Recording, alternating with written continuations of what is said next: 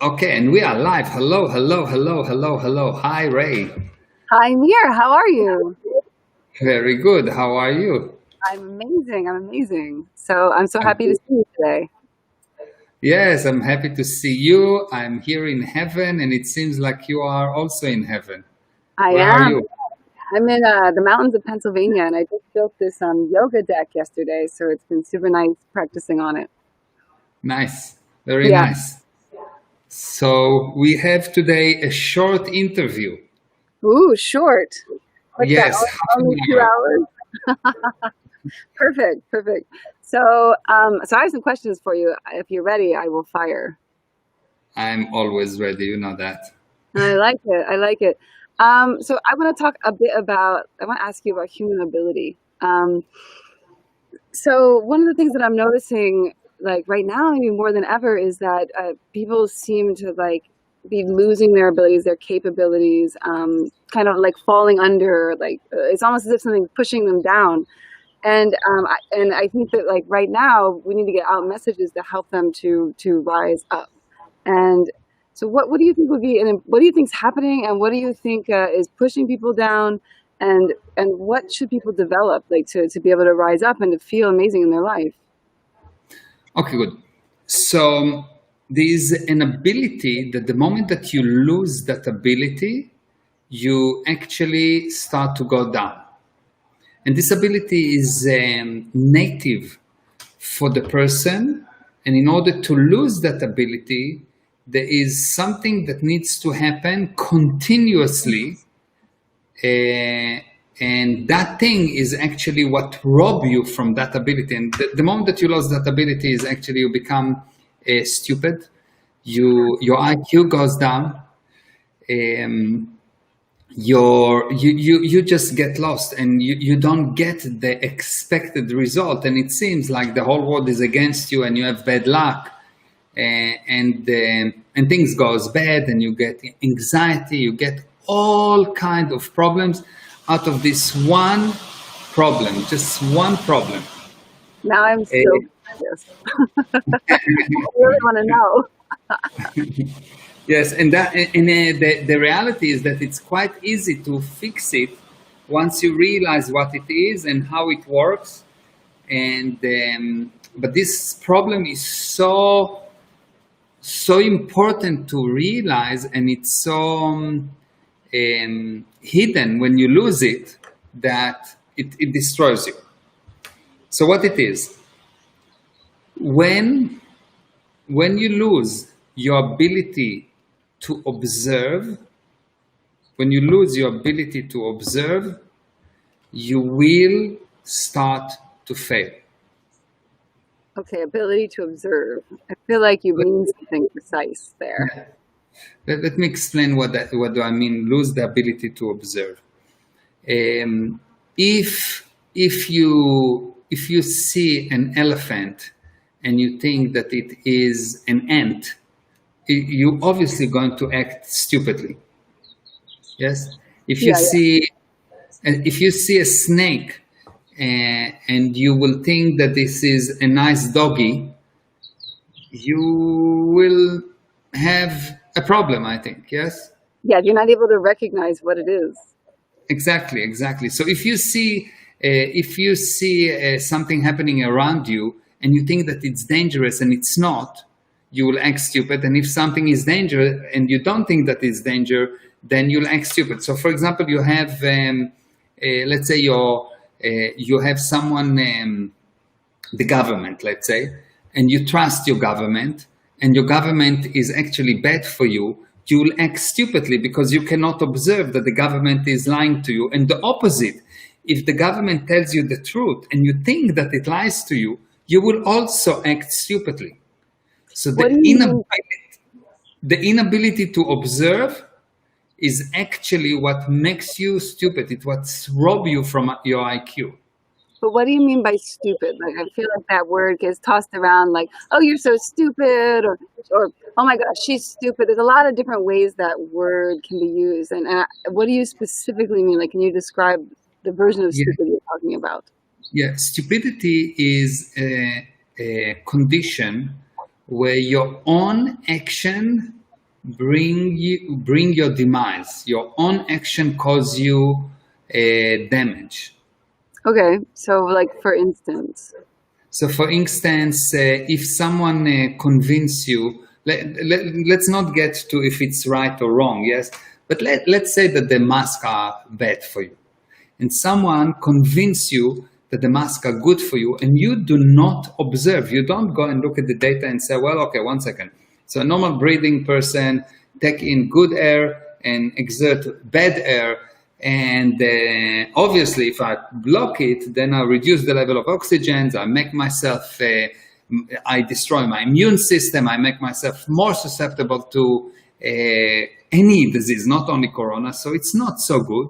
And obviously the virus is such a small particle, so this thing will not stop me. And even they say, well, but you will not put your speed through. But if you talk, there is wavelengths that going through. The sound wave is actually particles that moving, air particles, and those air particles have the virus in them, so it's all nonsense.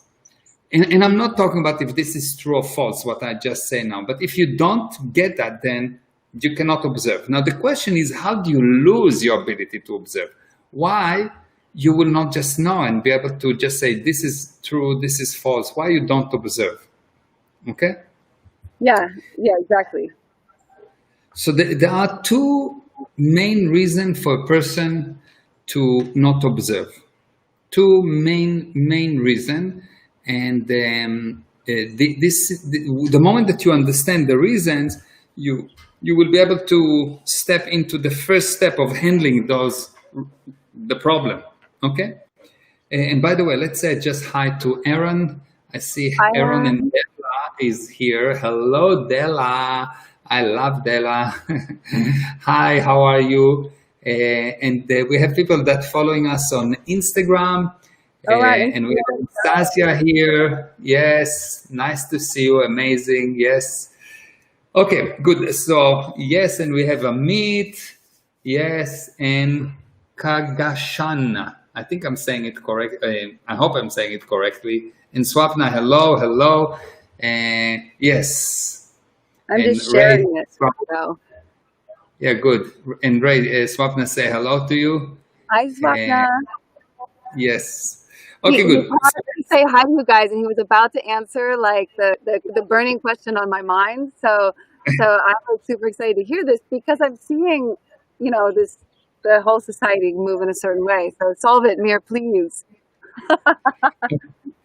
So why is it happening? How come intelligent people lose the ability to observe? Okay. They get in trouble. They get yelled at a lot. Yes. So actually what happened is something that I call the snake. There are different kinds of snakes, and those snakes destroy relationships. And the snake that I'm talking about today is the guy that there are two types of snakes that I will talk about today. Or it's the same, they cause the same result, but I will talk about two kind of snakes. The first one is the guy that come to you. I'll give you a scenario and you will see how it plays out. So imagine that you have a business. Let's say that you have a business. You have a yoga business, okay? And you teach yoga, and you meet a guy, and he's a marketing guy, and he's going to teach you about marketing, and he spends a lot of time with you, and he shows you what you're going to do. And this guy's name is Bob, okay? And you decide to work with Bob, and you happily go to your friend Barbara, and you say, "Hey, Barbara, I just decided to work with Bob." And Barbara look at you and say, "Don't tell me it's Bob Goldberg." And you say, "Yes, Bob Goldberg." And he said, No, not him. He's the worst. He destroyed my friend. He is like really, really bad, and he is the worst. Don't touch him. He's going to steal all your money. He's going to promise you many, many things. He's never going to deliver. He is like the worst. Don't touch him. I'm telling you, don't touch him. Now, what happened with you at that moment? You lost your ability to observe because you will operate in one of two ways. Option number one, you'll send an email to Bob and says, I really like working with you. You're really nice, but I decided that I will take a different strategy and I think I will do something else. And maybe in the future we will work.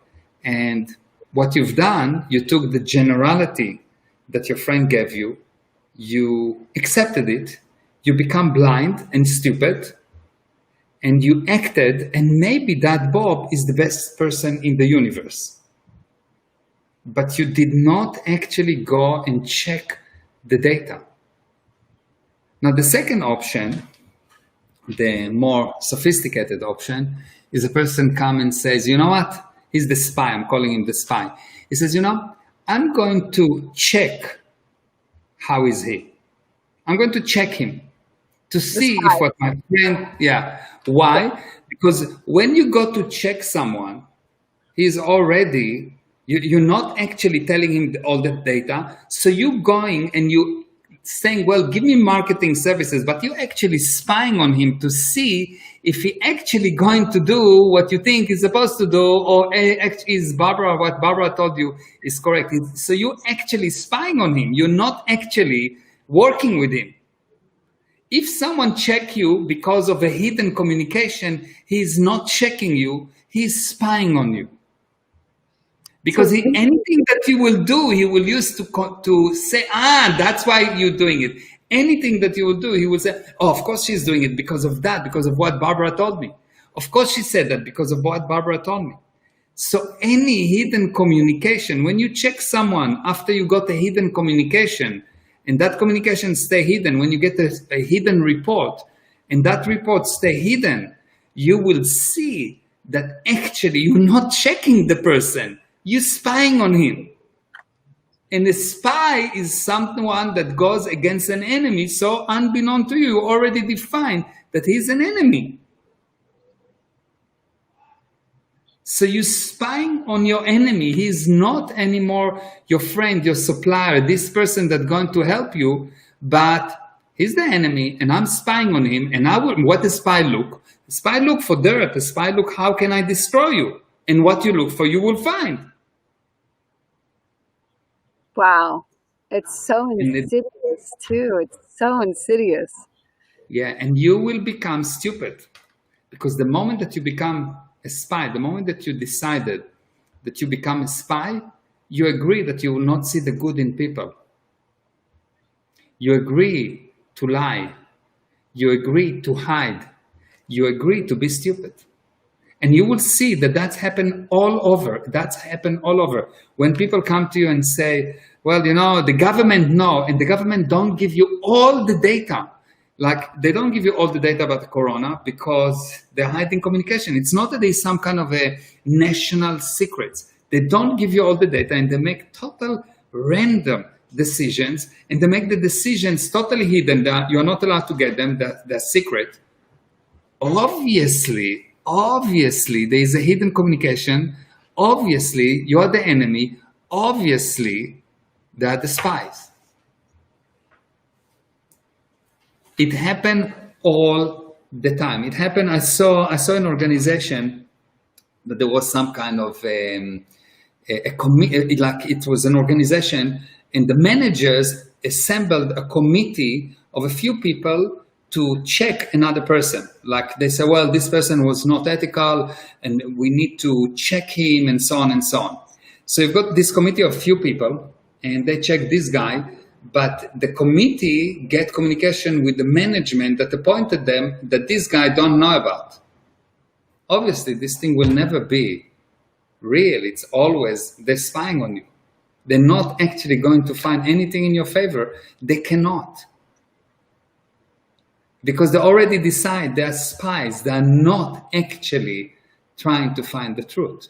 Yeah, I see it. Like, I'm like, as you're saying this, like, it's bringing a lot of things that you've said before kind of into clarity, as well as like how you relate to people. Like, one of the biggest like game changers in my life was when you explained to me about observation, and specifically like when you relate to people that And you were talking to me about like psychopaths and sociopaths, and you were like, they're really, you gave me a beautiful analogy about how they're really not dangerous if you can see it.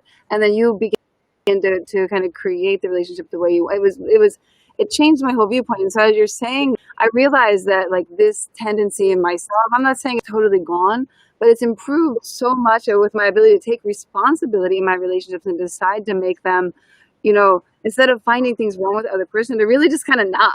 Just like, it's Yeah. okay, but be really present with them, not like a way where I'm avoiding seeing them. And Yeah. it's like this thing, and trying to describe how that changed, it was really like something else came into focus and something else fell away is the best way to describe it. But like right now, as you're talking about this, that I've had that feeling before, like when you walk in and that people are spying on you, and you have this feeling, wait, what? And it's like it settles on you like hidden claws almost. And so Yeah. I'm like, now as you're describing this, I'm like associating with some other things. I'm like, okay, so that's that. That's that. And you just, when you spot it, you don't want to participate in it on either end. You don't want to do Yeah. it, yeah, and you don't want to have it done to you because it's just like this. That feels like icky, like claws or, yeah. Yeah. Ooh. So basically, the problem with that, the problem is not. So for this person that you spy on, he's always going to be found guilty because he's an enemy. Anything that he will do, he will be found guilty. So the chances for his chances are almost zero. And for the person that doing the spying, he is also going to die because he is lying. He's doing something that he wouldn't want someone else to do to him. He actually doing something that he wouldn't want someone else to do to him, because what he will want if someone will come and talk badly about your business. You will want that person to come and say, hey, look, listen, this is what I heard from my friend Barbara.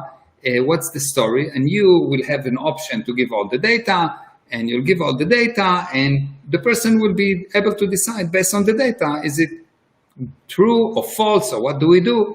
But not work with a hidden communication line. And you will see that when you are judged or handled by someone, and this someone is not the actual person that deciding, there's someone above him that decide, you have the same story. You understand? Many times you'll see, you talk in the army. It happens a lot in the army. You talk to your direct commander, but he's getting his instruction from his commander that told him already that you are to blame. He cannot argue with his commander. So he's not actually handling you. You're talking to this talking head, but the actual person that you need to talk to is the person above him, but he's hidden. So you have a hidden communication line. There will never be good. There will be only destroyed relationship, only upset, only injustice, only badness. Any organization or person that work like that, the end result is an empty organization, stupid organization, stupid person. Stupidity, because what you do is you not actually in communication, so you operate on hidden communication lines, so you are actually blind. You are actually blind. So when you say you're actually blind, this means that you're getting a communication from somebody else and you're not able to get an accurate communication from the person that you're blind to, the one that you're spying on? Or is it blindness for everybody? It's blinding you. It's blinding you, the spy. Why? Because think about it. I told you, you agreed that something is really bad with me. Okay? Let's say it's me and you. Okay? And you spoke to a friend, to Tommy. Okay? And Tommy tell you, well, Meir is really, really bad. Let's say. And he's telling you Meir is really, really bad, but you don't tell me that. Okay? Now you're coming to talk to me when you have this communication, Meir is really, really, really bad, and you're thinking, no, I will check it. I know what I'm doing. I will check it. You don't check it. You don't check. You're spying. So at that moment, the only thing you're looking for is for something that will make what Tommy said correct. That's the only thing you're looking for. So what happened? You become blind because you don't see the full picture. You become blind. And never mind that our relationship will be destroyed. That's one thing. But from now onward, you done something that you don't want someone else to do to you, and you become a magnet for shit. You'll become a magnet for problems. You'll become a magnet for people that will find fault with you, and you will not know from where. You'll be the most wonderful, and people will find fault with you. Why? Because you agreed to be spy once. So how do you undo it? Okay, how do you undo it? Two things. The first thing, you joined the Parent Academy, the Family Academy, what we used to call the Parent Academy, the Family Academy, and the link is on the screen, Meir Ezra, www.meirezra.com/family, or if you are on Instagram, simply go to my bio and click on the link in the bio. So that's the actual handling, but the immediate handling, the kind of thing that is not a full handling, but it is something that will put you a little bit more at cause. What you do if someone come to you with data like that, let's say Tommy came to you and tell you that, what you should do is come to me and say, hey man, this is what Tommy told me. Everything, and is all the dirt, all the anything, as uncomfortable as it is. And you tell me everything, and you say, look, this is everything that was said, everything. I'm not leaving out any part, but you mustn't leave out any part, because if you leave up a little bit, even a little bit, because it's not nice, or maybe it's insulting to me, or maybe it's insulting to you, or maybe it is not nice, or maybe it's not polite. Anything you have to put on the table and to say, well, this is what I've heard, and I want to hear what you have to say about it. And I will tell you, well, Tommy said A, and A is true actually, and B is not true, and here is the fact. And once you get that and you look at that and you say, wow, I got a totally different viewpoint of what you've done, and wow, that's so amazing. And you will see that we will become 50,000 times bigger friends, and together we'll create some amazing thing, because I told you, this is true and this is not true, or everything is not true, or not important. I'll give you the thing, and you have a right to say, okay, show me a proof, and I can show you a proof. And once I actually prove it, and once you know it, then the next thing you do, you go to Tommy and you ask Tommy, so, Tommy, you told me that, and I know that you wanted to help me, but number one, this is the data. Okay? Number two, why didn't you go to Meir? Would you want someone else to do it to you? And now you help Tommy. And Tommy tell you, no, but I got it from Johnny. And you say, oh, good, so Tommy, you go to Johnny and handle him. And Tommy got to Johnny, and Johnny says, no, but I just invented it. And I'm not joking. It's happened many times that you go back and back and back, and you find that the source is just, no, it's not what I said. You misunderstood me, which means I invented it, because I didn't. But then, like, okay, so at what point does it just become like gossip? Because it's like, it's always gossip if it's bad. It's always gossip if it's bad and the person that you're talking about is not there. Okay, right. It's always gossip. But then what if like someone's bitching about like, let's say someone's talking about you, and I just don't care. And I just there's nothing like don't care. That's the lie. Okay. Let me explain why there's nothing like don't care. I'll explain to you. Because when you know me very well, and someone says, what Meir says is bullshit. And you know that what I say is not bullshit. Okay, let's say I talk about some subject, and not a problem. You know 100%, so it doesn't affect you. You think. Until you do something against me. You commit some kind of a sin against me. Something that you don't even aware of it, that it's a sin.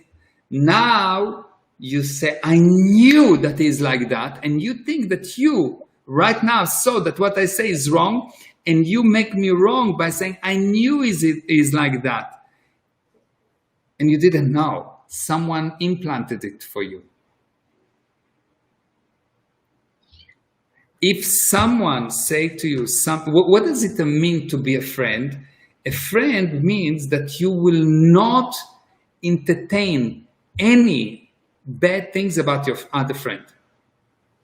If someone will come to me, and say something bad about Gal and my son, and he's my friend, as he open the mouth to say something bad, he get 2 black eyes.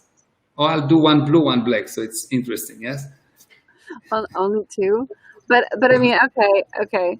So I would not entertain it. As a friend, I would not entertain talking badly about my friend. Not entertain. My friend is my friend from the outside viewpoint.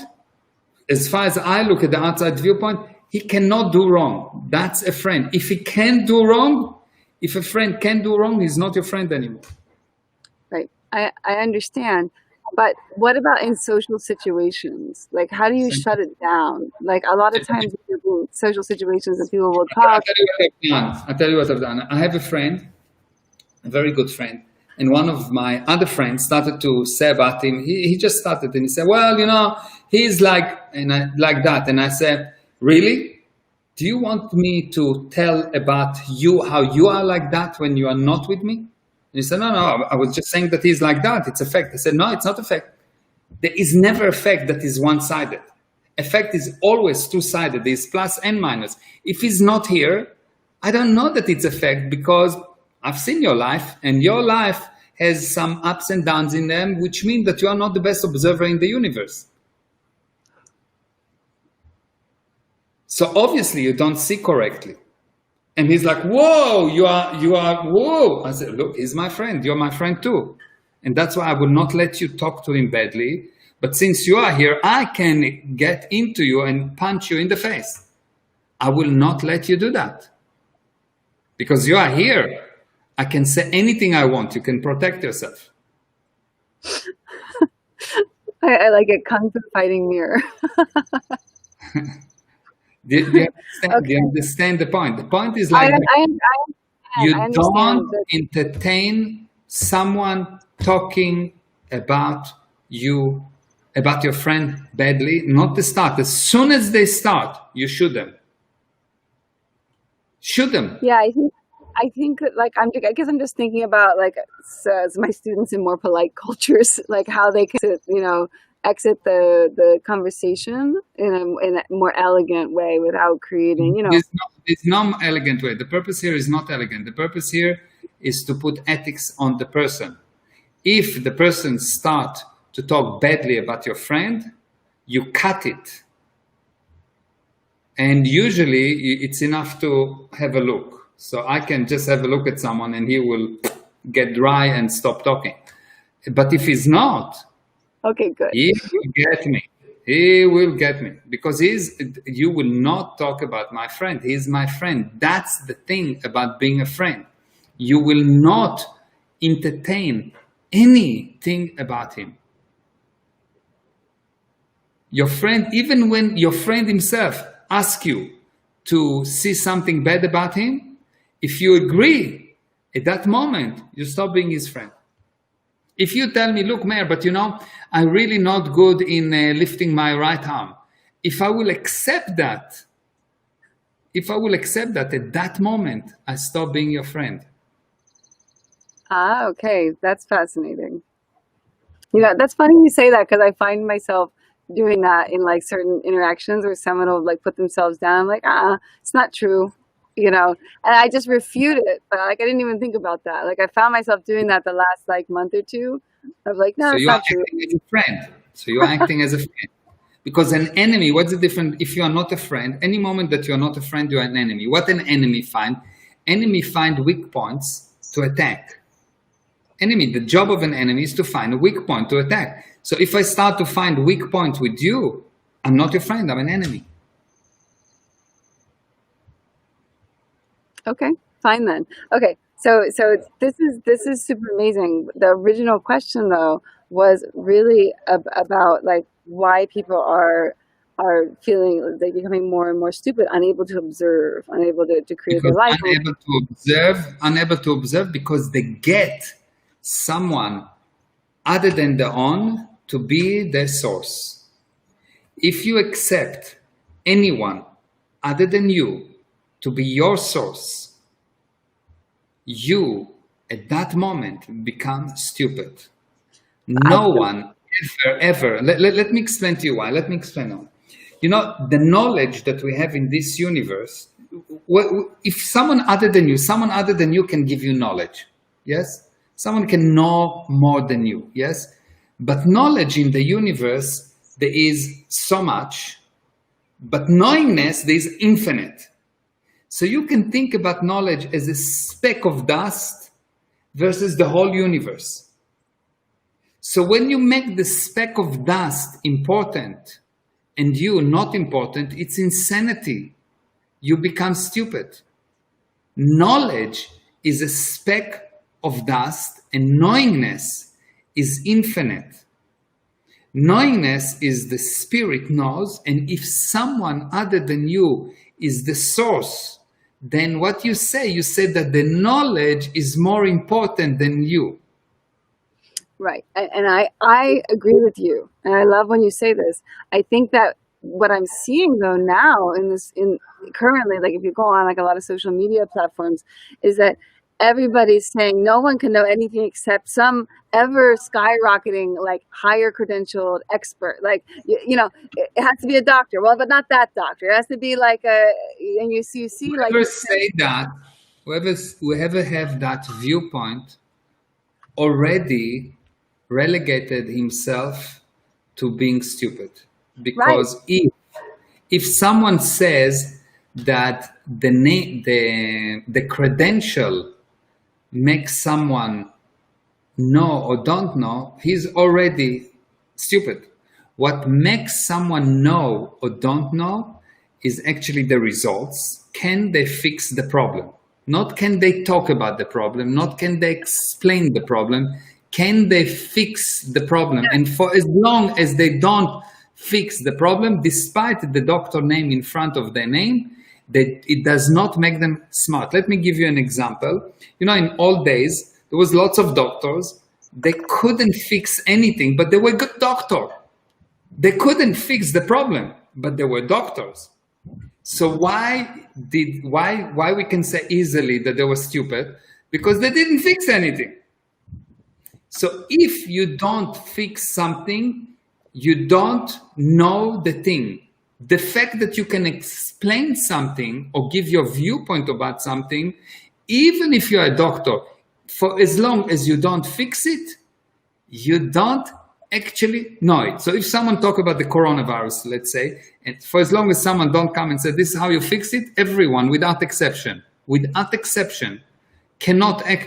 not actually knowing what he's talking about. If you cannot fix it, you don't know it.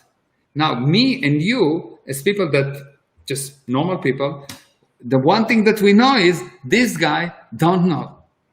So the one thing that you can do in that situation is common sense. Someone tell you, okay, you know, we need to isolate. Okay, good. We need to go into quarantine. And so you use common sense and you say, well, quarantine. Quarantine means we're going to flatten the curve. No one showed me that the curve is not flattened.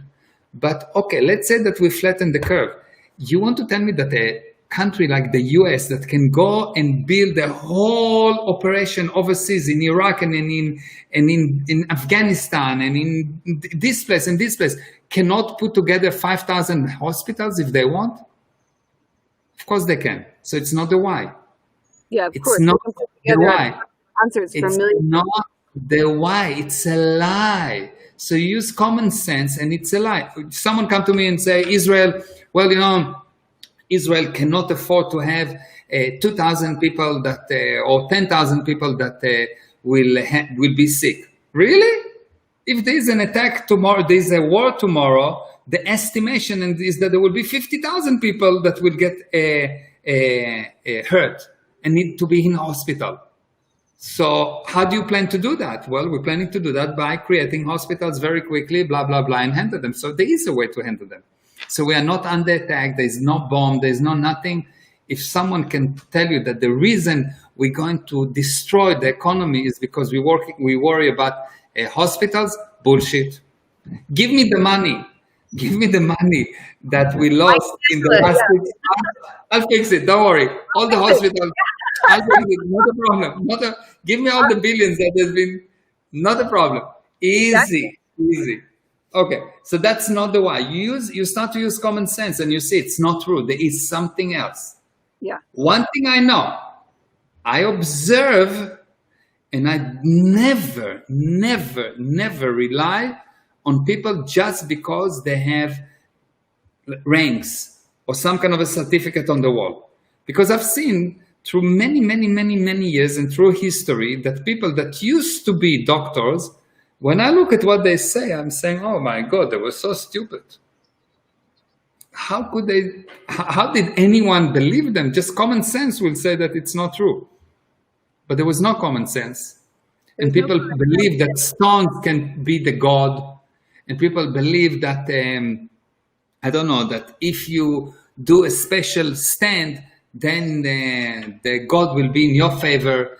And people believe that in Africa that a special dance will bring the gods to be in your favor. That one's true. That was true. And then some people thought that if you burn children, it will make rain. And some people thought that some doctors, real doctors in Bethlehem, thought that if a person is insane, you just have to cut him and to take the blood out. And when you take enough blood out of him, he will drain his insanity. And I know it sounds weird, but real doctors said that. And they did it. And then some other doctors said that if you would drown them, you will drown the demons. So they used to drown the patient, the insane patient, in an effort to drown the demon. And sometimes the patient died and the demon not, and sometimes it didn't die, and the demon didn't die also.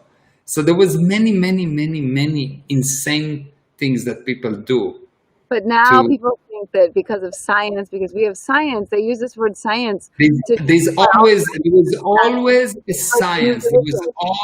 There was always a science. 100 years ago, the science of 100 years ago, there was the golden age of knowledge. They thought that they had the highest level of modernization. And 50 years ago, they thought that they even more. In 1950, when there was a transistor invented after they used the vacuum tube, they thought, whoa, we can get to the moon by 1960. You look at 1960 today, it is like arrow and bows. They were stupid, 1960s. But they thought in 1960, we can get to the moon. We have a computer. Those computer was more stupid than a computer that on your watch today. And that's exactly it. So how do people now begin to restore their ability to observe? Because what I see is like, I feel like everyone's kind of like playing dead. Like they're like, oh, I don't know, I can't know, nothing I can do about it. Two things. Number one, look at the result of the people that talk to you. If you go to a coach and the coach cannot eat and he cannot finish the month and he doesn't have money for, I don't know, to buy at least a nice car, don't get coaching from him. He doesn't know what he's talking about. Do you understand? If you go to a doctor that all his patients die, I would suggest to you not to go to see him. You understand? I really suggest don't go and see him. Yeah. So look at the result, number one. And number two, look if that person want to make you afraid. Why? People that know don't make you afraid. People that know can lead you, can actually give you confidence. People that don't know make you afraid. If you go to a teacher and the teacher know, you feel confident with the teacher. She or he will fix anything. It's not a problem. Yeah. But when you go to a teacher that make you afraid and say, well, it's so dangerous. It's like you're in a very bad situation. I don't know what will happen. I'll do my best, but I don't know. I cannot give you any guarantee. Who knows what will happen? The teacher, he's not a teacher. He's a charlatan. He's a liar. So someone that stands in the radio or in TV or on YouTube and show you big certificates but no result, or tell you how much you need to be afraid, he's not a leader. He's maybe a broom, but he's not a leader. You understand? Yeah, I understand. And the like certificates never, it's funny what you're saying because it never really like impressed me. I would always look at what the person does. Like when I went to study with somebody, it's always like, what's the effect? And also the other quality that I would look for is how do they show up in their life? Like if you're actually around them as a being, like, are they joyous? Are they clear? Are they concise? Is their language good? Are they kind to people? Like these general things that sometimes we Accent. overlook. Don't forget the accent. The Do what? they have The accent? Do they have an accent? I mean, very few have an accent as good as yours. Although my American accent, I think, is exciting for people not from here. So how do people begin to recover this ability to observe, to actually like take some responsibility to look at something in their own life and have their own perception about it? Because I feel like this has been really taken away from people. So the way to handle it is number one, to understand that what you're looking for is not knowledge. I know it sounds weird, but You're what not you looking look for more facts. You don't look for more facts. You don't look for more opinions. You don't look for more knowledge. You're looking to recover your ability to know. And you do that by not getting knowledge, but by finding what's true for you. Because every time you find a piece of truth, you delete many pieces of lies. Every one piece of truth remove thousands and thousands of pieces of lies. So you want to recover your ability to know, and the only way for you to know is by finding what's true for you, which means the recovery of your ability to know is actually the recovery of your ability to assume the position of source and cause for everything. I love when you say that. I'm on board with you. I think that's really hard for people to really confront because it's been taken away from them so much. And like, how would you, like, what's the baby step in that direction? Like, I'm happy to leap and be like, all right, I'm the source. But Yeah, I'll tell you. First of all, what I'm telling you is never what you want to hear or what is easy. I'm telling you what's you need to hear. Okay? So by hearing it, already you will have a switch. You will already have a switch. And the baby steps is join the webinars that I'm doing. Your webinars are not baby steps. They're like baby steps. We could call them baby steps as marketing, but they're No, there are baby steps. I'll tell you why. There are baby steps. Because what I give is things that the spirit automatically recognizes truth. How do I know? Because we have 200, 300, 400 people on a webinar, and people may not understand what I say, but they know it's true. Something shift in the universe. Even if they didn't get the whole thing, and that's why I say in my webinar, in my lesson, don't write down. What I say is not important. What important is, did you remove something? Did you recognize truth that removes something, and then you have your own viewpoint? Okay, so you have one of these Saturday at 11 a.m., I think? Yes, Saturday we have the Family Academy. And one thing for sure is that when I talk, for example, about family or business or whatever I talk about what you need to know. Well, this was a lot about relationships, which I think is like so important in life. To know how to, because our life is really so much defined by the quality of our relationships. When you're fighting with people, or you don't have good communication, or there's no like love, that's a hard way to then go through life and be successful in anything else when you don't have healthy relationships. Yeah, so true. It's relationship, but as I said earlier, what I give some basics. Of course, I align it with the relationship and with family and children, blah, blah, blah, because we're talking about the family academy. But the reality, what helps you is not the data. Really, what helps you is not the data. What helps you is those things that you recognize as truth and move something, some furnitures in your head. And at that moment, you are willing to give up some nonsense, some lies. And at that moment, you become more you. So all I'm doing, why, like, you will not find me giving you, well, or very seldom I'm telling you what you do. You do 1, and then 2, and then 3, and then 4, and what you need to do is have a routine or something like that. I would never tell you that. You don't do that at all. I enjoy your lectures so much because it's also something like it's my profession. So why do I like yours so much? Because I recognize how really like what a beautiful skill set, what an art you do in your lectures. Like it's not just like, well, let me show you the things and follow this and this. No, no, no, no. It's like somehow you bring like this magic in, and for me, I'm like, oh yeah, wow, oh that was what. And I watch how you put the whole thing together. And I've been, studying with you now for a bit. And everyone, I'm like, how's he gonna do it this time? How's he gonna?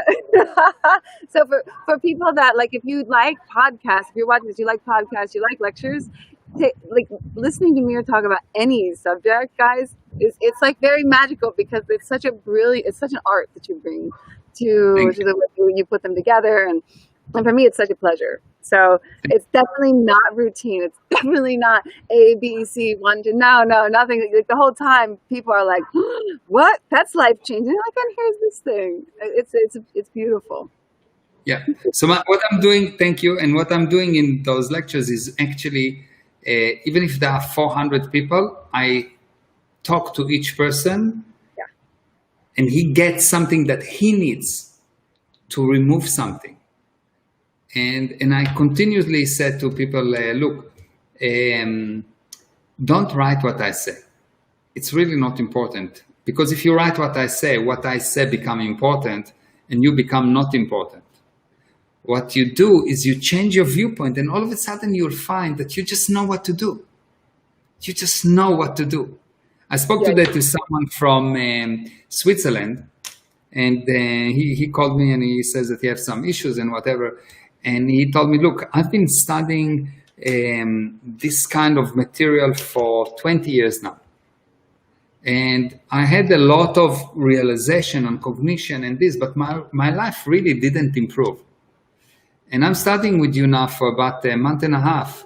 And it's the first time that I actually have money. And the first time that my boss told me that I'm doing so well. And the first time that I actually started a business and I'm actually doing it, I'm not just talking about starting a business, I actually started it. And it's the first time that I actually can observe for myself and decide what's right for myself. And this is after 20 years of studying some other very good things. I'm not saying that those things are not good. Very good thing, but the way that I'm teaching is by deleting data, not adding data. And I think that every other place that I saw, they try to give you data and tell you, well, we know, look how important we are.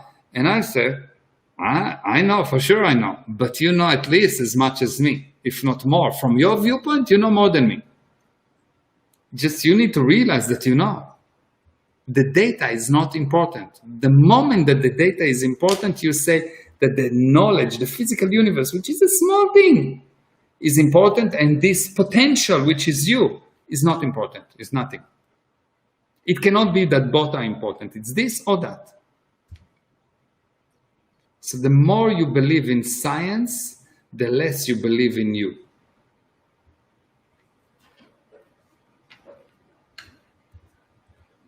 The new religion, like I would say, it's always changing. So what we say is today, we might change it tomorrow, and that's totally fine because that's what science is.